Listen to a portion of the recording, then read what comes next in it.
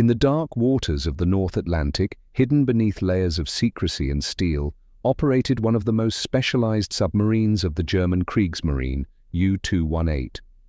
Unlike the more famous hunter-killer U-boats that roamed the Atlantic in search of merchant convoys, U-218 belonged to a rare and dangerous breed. She was a Type VIID mine-laying submarine, one of only 6 ever constructed. These boats were not designed to hunt the enemy at sea. They were designed to bring the war directly to the enemy's doorstep, silently placing deadly minefields along shipping routes, harbor approaches, and coastlines. Born in the shipyards of Kiel, U-218 was ordered in early 1940, laid down in December 1940, and launched a year later. She officially entered service on the 24th of January 1942 under the command of Captain Lieutenant Richard Becker, a young officer tasked with leading one of the most hazardous missions the U-boat arm had to offer. From the beginning, U-218 was different. She was longer than the typical Type VII, stretching almost 77 meters, with a pressure hull engineered to withstand the crushing depths of the Atlantic. Her mission required range, endurance, and the ability to slip close to enemy shores unseen. Powered by twin Germania-Werft diesel engines on the surface and AEG electric motors underwater, U-218 could push to nearly 17 knots in open seas and travel thousands of miles without resupply. But her true strength lay in her deadly cargo, 15 SMA mines, carried in 5 vertical tubes built into her deck. These mines, once released, would sit silently below the waves, waiting, unseen, for an unsuspecting ship to pass overhead. In addition to her mines, U-218 still carried the standard armament of a German U-boat, 5 torpedo tubes, an 8.8 centimeter deck gun, and anti-aircraft weapons to defend against the increasing threat from Allied aircraft. Her operational career began in the late summer of 1942, sailing from Kristiansand into the North Atlantic. On this first patrol, she damaged the Norwegian merchant ship Fjordas, but the ocean quickly reminded the crew how unforgiving it could be. U-218 herself suffered mechanical failure and limped back to Brest for repairs, a pattern that would repeat throughout her wartime career. Her second patrol took her toward the heavily defended waters around Gibraltar. Allied depth-charge attacks shook the submarine so violently that she was forced to abandon her mission early. She returned to port battered, but alive. In early 1943, U-218 embarked on a lengthy 60-day patrol west of the Canary Islands and the Azores. She traveled nearly 9,000 nautical miles but found few opportunities for attack. The empty ocean offered no ships and no glory, only miles of silence, rolling swells, and the constant tension of being hunted. Her fourth patrol brought her back into the English Channel, one of the most dangerous regions for a U-boat. There, she laid mines under the cover of darkness before again returning to Brest for repairs. By July 1943, the war at sea had changed dramatically. Allied air power now dominated the Bay of Biscay, where German U-boats were forced to pass in and out of port. During a short patrol that month, U-218 was attacked by an RAF Wellington bomber. Depth charges exploded around her, blasting open pipes and wounding 6 men. Once again, she barely escaped. But her 6th patrol would take her farther from danger, at least for a while. In September 1943, U-218 slipped across the Atlantic into the warm waters of the Caribbean. Her mission: mine the approaches to Trinidad, St. Lucia, and Puerto Rico. For weeks, she stalked the tropics, laying minefields and searching for targets.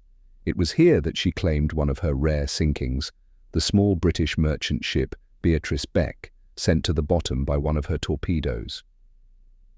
By December, she was back in Brest, having navigated thousands of miles through enemy waters.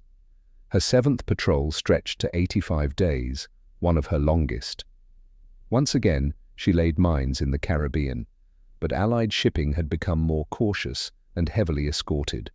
After returning to France, U-218 underwent a major upgrade, the installation of a schnorchel, a new device that allowed U-boats to run their diesel engines while submerged at periscope depth. This dramatically reduced the danger from Allied aircraft and gave U-218 a fighting chance of surviving the last, brutal years of the Battle of the Atlantic.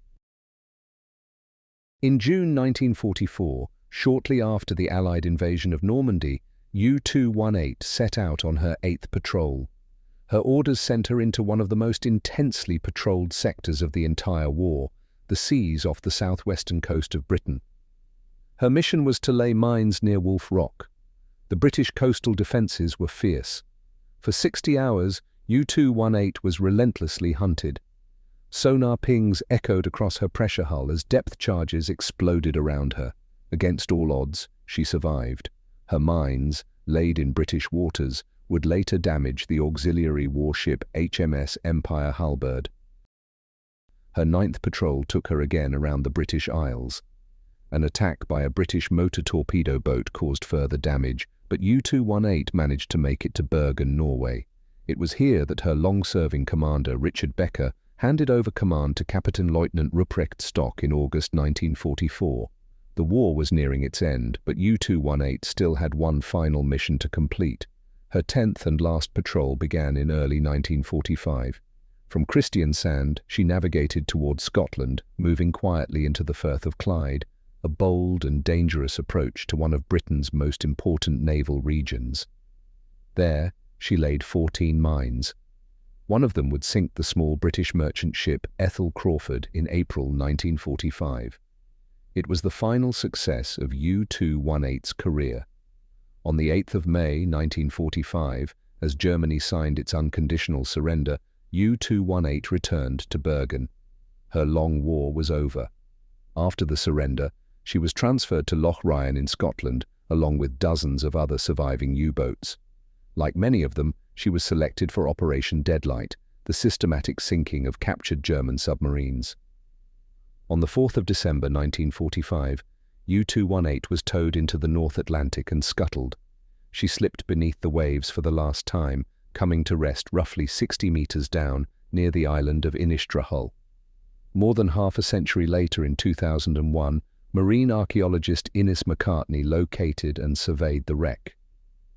Resting silently on the seabed, U-218 remains largely intact, her mine tubes still recognizable, the last traces of a weapon designed for stealth and surprise.